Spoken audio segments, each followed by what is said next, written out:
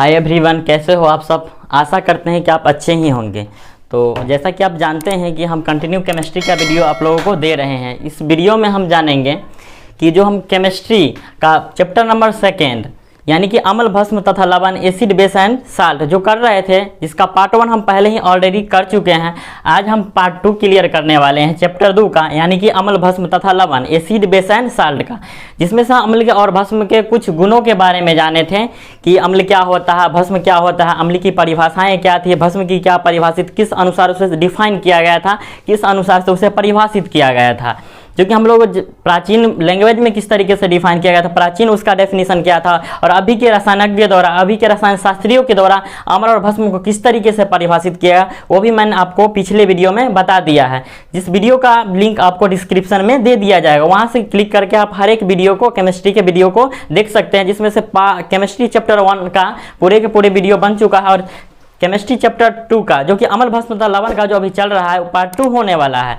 जहां मेरा टॉपिक जो है अम्ल के गुण अर्थात प्रॉपर्टीज ऑफ एसिड, यानी कि अम्ल का गुण क्या होता है। तो यहाँ पर हम अम्ल के गुणों के बारे में जानेंगे कि तो पहला गुण ये है अम्ल का कि अम्ल जो होता है स्वाद में खट्टा होता है, जो कि मैंने पहले भी बता चुका है कई बार, क्योंकि उसका जो परिभाषित इसी गुण के आधार पर परिभाषा दिया गया था, जो कि पुराना परिभाषा था, प्राचीन लोगों के द्वारा दिया गया था। तो जो कि उसका पहला प्रॉपर्टीज हो गया, पहला गुण हो गया अम्ल का कि अम्ल स्वाद में खट्टा होता है। दूसरा गुण ये था कि अम्ल जो होता है विषैले होते हैं एवं तीव्रनाशक होते हैं। विषैले कहे तो बहुत सारे एसिड को तो चख के हम नहीं देख सकते हैं, तो कैसे पता चलेगा कि स्वाद में खट्टा होता है। तो उसमें बहुत सारा उसका अदर प्रॉपर्टीज भी होता है, अदर गुण भी होता है। उस गुण के जरिए हम पता कर लेते हैं कि ये अम्ल है या भस्म है।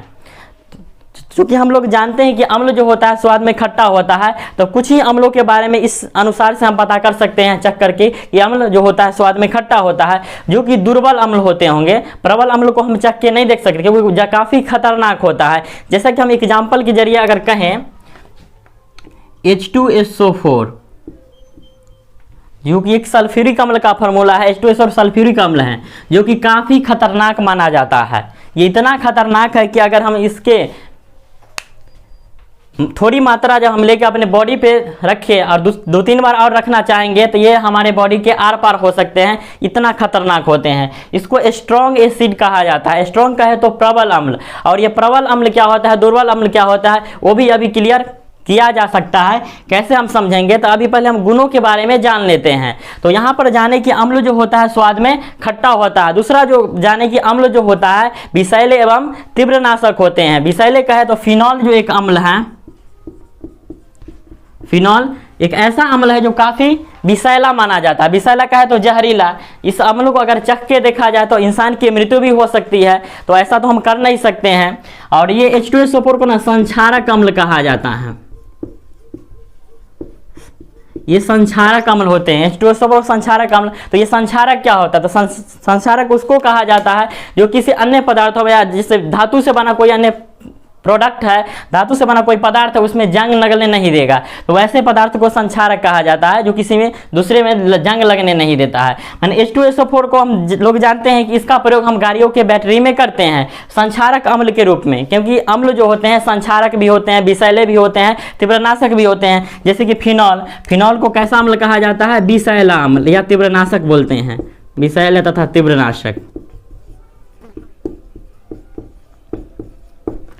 ये जो फिनॉल होता है अम्ल है जो कि काफ़ी विषैला और तीव्रनाशक होता है। और ये H2SO4 जिसको हम सल्फ्यूरिक अम्ल कहते हैं, ये संक्षारक अम्ल माने जाते हैं, जो गाड़ियों के बैटरी के रूप में बैटरी अम्ल के रूप में प्रयोग किए जाते हैं। इसे बैटरी अम्ल भी कहा जाता है क्योंकि ये गाड़ियों के बैटरी में प्रयुक्त होते हैं, प्रयोग किए जाते हैं H2SO4। इसकी थोड़ी मात्रा वाटर के साथ मिला के प्रयोग किया जाता है, ऐसा नहीं कि उसका 100% या 90% वहाँ पे H2SO4 ही होगा। तो यहाँ पर हम ये देखिए कि अम्ल स्वाद में खट्टा होता है, दूसरा अम्ल संक्षारक होते हैं, अम्ल विषैले एवं तीव्रनाशक होते हैं। एक चीज जानेंगे कि अम्ल जो होता है नीले लिटमस पत्र को लाल कर देता है। ये भी उसका गुण है अम्ल का, ये नीले लिटमस पत्र को लाल कर देता है। तो यहाँ पर लाल कर रहा है तो ये सब सूचक का काम होता है, सूचक यानी कि इंडिकेटर का काम। सूचक, तो अब हम समझेंगे कि सूचक क्या होता है।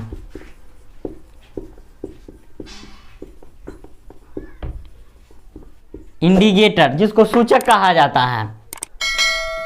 तो यहाँ पर हम लोग जान रहे थे कि सूचक यानी कि इंडिकेटर क्या होता है। तो चूंकि ये सब सूचक का काम आता है, बहुत सारे प्राकृतिक सूचक होते हैं, जैसे कि लिटमस पेपर हो गया, मेथिल ऑरेंज हो गया, हल्दी हो गया, चुकंदर हो गया, लाल गोभी का पत्ता हो गया, तो ये सब सूचक में यूज होते हैं। तो सूचक के जरिए हम ये पता करते हैं कि अम्ल कौन है और कौन भस्म है। मान कि वो हमें क्या करता है कि वैसा रंजक जो हमें अम्ल एवं भस्म की बारे में जानकारी देता है, अम्ल और भस्म के बारे में बताता है, उसे सूचक कहा जाता है, इंडिकेटर। सूचक जो होता है एक प्रकार का रंजक होता है, जिसको इंग्लिश में ना डाई कहा जाता है। यानी सूचक क्या होता है, एक प्रकार का रंजक होता है, जिसे डाई हम लोग कहते हैं। जैसे कि हम लोगों का जैसे किसी व्यक्ति का जब उम्र से पहले जब बाल पक जाता है तो हम लोग ना कहते हैं कि डाई करवाने जा रहे हैं, बाल को पेंट करवाने जा रहे हैं, कलर करवाने जा रहे हैं। यानी कि वहाँ पे एक प्रकार का रंजक का अर्थ होता है कि रंग प्रदान करने वाला, माने रंग देने वाला।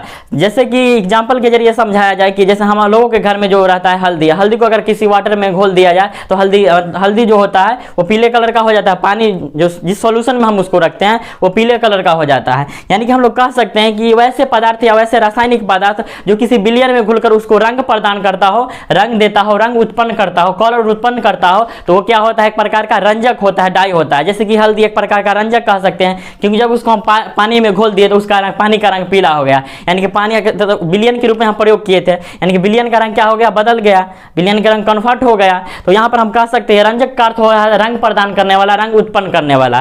तो यहाँ पर सूचक जो होता है एक प्रकार का रंजक होता है। सूचक जो एक प्रकार का रंजक होता है जो क्या करता है, अम्ल एवं भस्म को रंग में परिवर्तन करता है। इसके माध्यम से, इसके जरिए हम ये पता करते हैं कि कोई पदार्थ जो होगा अम्ल होगा या भस्म होगा। तो जिसमें से यहाँ पे पॉइंट एक आ गई थी, अम्ल जो होता है नीले लिटमस पत्र को लाल कर देता है। तो ये कैसे पता चला, तो लिटमस एक प्रकार का प्राकृतिक सूचक है जिसे थाइलोफाइटा समूह के लाइकेन पौधे से निकाला जाता है, और इसका हम लोग इसकी जांच में प्रयोग करते हैं इसको पता लगाने के लिए। जैसे अगर कोई, यहाँ पर 2 बीकर हम लिए,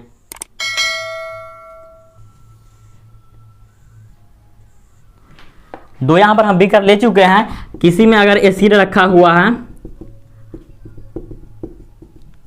और किसी में भस्म रखा हुआ है, यानी कि क्षारक जिसको बोलते हैं, लेकिन हमें यह मालूम नहीं है किसमें अम्ल और किसमें क्षारक है, अर्थात किसमें अम्ल है किसमें भस्म है, ये हमें जानकारी नहीं है। तो ये कैसे पता कर सकते हैं, तो ये सूचक के जरिए पता किया जा सकता है कि किस बीकर में अम्ल होगा और किस बीकर में भस्म होगा। तो ये कैसे पता चलेगा, तो हम कोई एक अन्य पदार्थ लेंगे, अन्य प्रोडक्ट लेंगे, जैसे कि हम इसमें अगर हम इसमें से कुछ थोड़ी मात्रा में सिरिंज के जरिए हम निकालेंगे। जैसे लिटमस पेपर हमारे पास है, लिटमस एक पेपर की तरह होता है, तो लिटमस का अगर हम प्रयोग यहाँ पे कर रहे हैं, लिटमस पेपर जो कि एक प्रकार का प्राकृतिक सूचक है, जिसके बारे में हम बताएं कि ये जो होता है लाइकेन पौधे के, थाइलोफाइटा समूह के लाइकेन पौधे से प्राप्त किया जाता है। तो लिटमस पर जब हम इसको अगर इस डब्बे में से इसको यहाँ पे रख रहे हैं तो इसका रंग अगर लाल हो जा रहा है, इसका रंग अगर लाल हो जा रहा है तो हम क्या समझेंगे कि ये क्या होगा, ये एसिड होगा। तो ये कैसे, क्योंकि हम लोग जाने कि अम्ल जो होता है नीले लिटमस पत्र को लाल कर देता है। तो लिटमस पत्र अगर लाल था या कुछ नहीं था इसमें कलर, तो इसमें जब लिटमस पेपर पर जब इसमें से एक सिरिंज या एक चम्मच कुछ इसकी मात्रा को, इसमें जो अवयव घुला हुआ था उसको हम इस पे रखें तो इसका रंग लाल हो गया। तो इसके जरिए हम ये डिफाइन कर सकते हैं कि अम्ल जो होता है नीले लिटमस पत्र को लाल कर देता है। दूसरा हम ये जाने कि अगर इसमें अगर बेस होगा, सपोज दैट बेस, तो इसमें से अगर हम एक चम्मच या एक सिरिंज या किसी के जरिए हम लेकर के और इस पे रखेंगे तो इसका रंग अगर नीला हो जाता है तो हम ये डिफाइन कर सकते हैं कि भस्म जो होता है लाल लिटमस पत्र को नीला कर देता है। तो इस प्रकार अम्ल भस्म की आप जानकारी हम इकट्ठा कर सकते हैं, प्राप्त कर सकते हैं, किसके जरिए, तो सूचक के जरिए। तो यहाँ पर कुछ प्राकृतिक सूचकों के बारे में जान लेते हैं। जो सूचक जो होता है ये अम्लीय एवं क्षारीय या भस्मीय कह सकते हैं, क्योंकि क्षार उसी भस्म का ही दूसरा नाम क्षार होता है। इंग्लिश में दोनों का सेम है लेकिन हिंदी नाम अलग अलग है, भस्म या क्षार। यानी कि यहाँ पे रंग परिवर्तन देखेंगे, क्योंकि हम लोग जानते थे कि जो सूचक जो होता है अम्ल और भस्म में रंग परिवर्तन का काम करता है, या हमें जिससे अम्ल और भस्म की जानकारी प्राप्त होती है, क्योंकि रंग में परिवर्तन कर देता है, कलर में चेंजिंग कर देता है। जैसे अगर हम लिटमस की बात करें, लिटमस पेपर की बात करें, तो इसका अम्लीय गुण होता है कि लाल कर देना, और क्षारीय गुण कहता है क्या, कि नीला कर देना। तो हम इसके जरिए हम एक गुण के बारे में हम चर्चा किए थे कि अम्ल जो होता है नीले लिटमस पत्र को लाल कर देता है। तो इसका अपोजिट क्या होगा, भस्म का गुण यानी कि क्षार का गुण, ये क्या करता है, तो लाल लिटमस पत्र को नीला कर देता है। और मेथिल ऑरेंज भी एक प्रकार का प्राकृतिक सूचक है, ये क्या करता है, अम्लीय गुण इसका है लाल करना और क्षारीय गुण क्या है, पीला करना। और दूसरा हल्दी हो गया, हल्दी अगर हम पानी में रखते हैं तो पीला हो जाता है। तो हल्दी पर अगर एसिड रखेंगे तो इस पर कोई इफेक्ट नहीं पड़ेगा, पीला के पीले रहेगा। लेकिन अगर क्षार हम अगर उसमें मिला देते हैं, भस्म में मिला देते हैं, तो उसका रंग या तो लाल हो जाएगा या भूरा हो जाएगा। अगर हमारे पास कोई विलियन है, सॉल्यूशन है, और हमें ये मालूम नहीं कि उसमें एसिड है या बेस है, तो अगर हम हल्दी के कलर में अगर हम उसकी थोड़ी मात्रा को अगर डालते हैं तो पीला है या पीले रह जाता है, तो हम समझेंगे कि क्या होगा, एसिड होगा, अर्थात अम्ल होगा। लेकिन अगर उसका कलर में चेंजिंग आ जाती है, या तो लाल हो जाता हो या ब्राउन कलर का या भूरा हो जाता हो, तो हम समझ जाएंगे कि भस्म होगा, यानी कि क्षार होगा। उसी प्रकार एक चुकंद रहता है जो भी एक प्रकार का सूचक का काम करता है। ये इसका अम्लीय सूचक है क्या, लाल और बैगनी। ये लाल और बैगनी में रंग परिवर्तन करता है, माने कि अम्ल को लाल कर देता है, बैगनी कर देता है कह सकते हैं। और अगर इसमें अगर क्षारीय वाला प्रवृत्ति, क्षारीय वाला नेचर कहा जाए तो ये पीला कर देता है। अगर इसमें थोड़ी मात्रा बेस की रखी जाए तो उसका रंग पीला हो जाता है। तो इसके जरिए हम जानकारी प्राप्त कर सकते हैं कि वो जो पदार्थ होगा कैसा होगा, क्षार होगा, यानी कि भस्म होगा। एक लाल गोभी का पत्ता होता है, ये भी एक प्रकार का प्राकृतिक सूचक है जो कि लाल और बैगनी के रूप में अम्लीय के बारे में दर्शाता है। माने कि लाल अगर हो जा रहा है या बैगनी हो जा रहा है, यानी कि अम्ल को प्रदर्शित कर रहा है, अम्ल के बारे में जानकारी दे रहा है। लेकिन उसका नेचर अगर हरा हो रहा है, उसका प्राकृतिक सूचक के अनुसार रंग में परिवर्तन हो रहा है और हरा हो जा रहा है, तो हम इसके जरिए हम ये डिफाइन कर लेते हैं कि वो जो पदार्थ होगा भस्म होगा। तो हम यहाँ पर जान लिए कि अम्ल का जो होता है रंग में परिवर्तन क्या कहलाता है, तो एक प्रकार का सूचक होता है, इंडिकेटर होता है। और इसी सूचक के जरिए हम किसी भी सॉल्यूशन में अगर कोई भी पदार्थ है तो इसके पता कर लेते हैं कि अम्ल होगा कि भस्म होगा। दूसरा ये बात जानेंगे कि अम्ल जो होता है धातुओं से अभिक्रिया करके हाइड्रोजन गैस मुक्त करता है।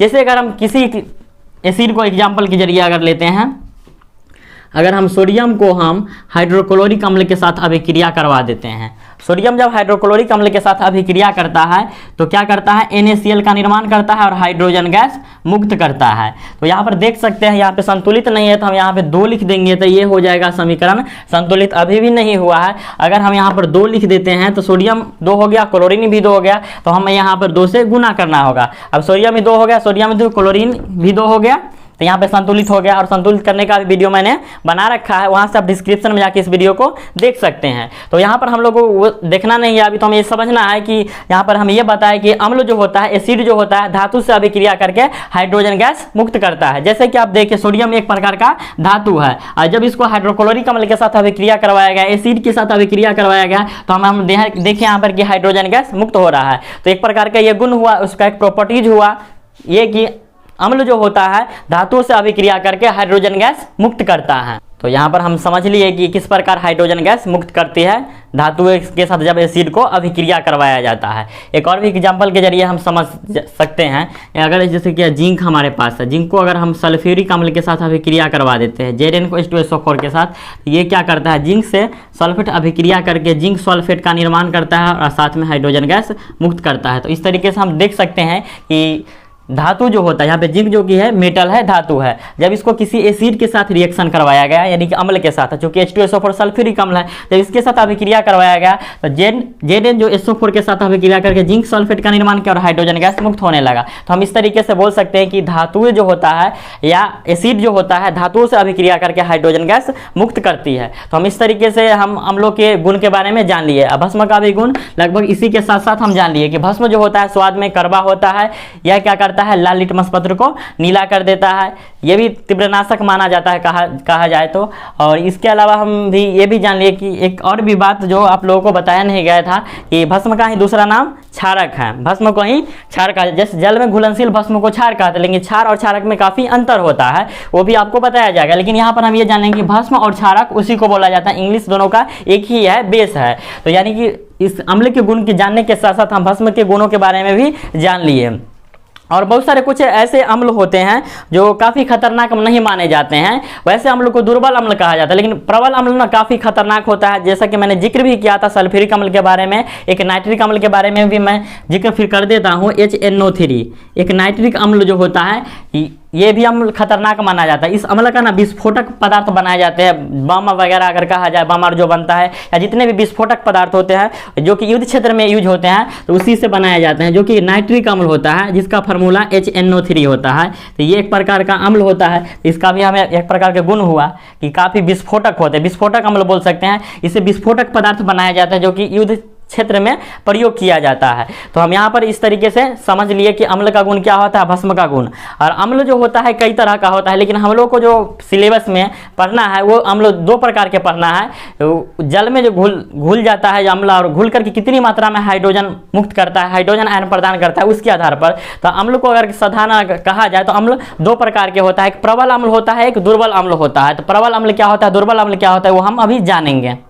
तो हम यहाँ पर जान लेते हैं कि प्रबल अम्ल और दुर्बल अम्ल क्या होता है। अम्ल जो होता है मुख्यतः 2 प्रकार के होता है। पहला जो होता है प्रबल अम्ल, हाँ, दूसरा आपका हो गया दुर्बल अम्ल। प्रबल का है तो स्ट्रॉन्ग एसिड, और दुर्बल का है तो वीक एसिड।